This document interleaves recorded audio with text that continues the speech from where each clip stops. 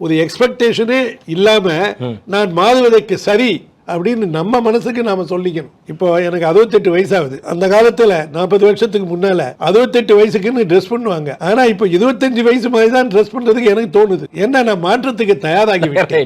1957 பிறந்தாலும் 1997 பிறந்த ஜி மாதிரி இருப்பதைத்தான் நான் விரும்புகிறேன். அதான் மாற்றம். மாறுவதற்கு தயாராகி விட்டேன்.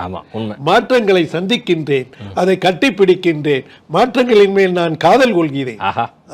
இது வெறுமனே வாழ்க்கை போகும் பாதையில் அதன் ஓட்டத்தில் செல்வதல்ல, வாழ்க்கையின் சவால்களை எதிர்கொள்ள எவ்வாறு நாம் நம்மை தயார் செய்து கொள்கிறோம் என்பதை பற்றியதாகும். ALSன்னு ஒரு நோயில ஒருத்தர் பாதிக்கப்பட்டார். ஸ்டீவன் ஹாக்கிங், ரொம்ப ஃபேமஸா.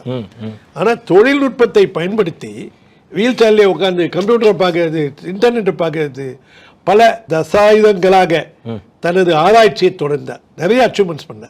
தன்னை மாற்றிக்கொள்ளுதல் என்றால் ஒருவர் திசை தெரியாமல் போகிறார் என்றோ அல்லது வாழ்க்கையின் போக்கில் அப்படியோ போகிறார் என்றோ இல்லை. அந்த அர்த்தம் கிடையாது. ஆமா, மீண்டும் எழும் திறனை, ரெசிலியன்ஸ், வளைந்து கொடுக்கும் தன்மையை பற்றியது. அது மட்டுமின்றி மக்களுக்கு உங்களுக்கு பிடித்தமான மதிப்பு வாய்ந்த அம்சங்களை விட்டு கொடுக்காமல், உங்கள் லட்சியங்களை தவறவிடாமல் மாற்றத்தை எதிர்கொண்டு ஏற்பது குறித்ததாகும்.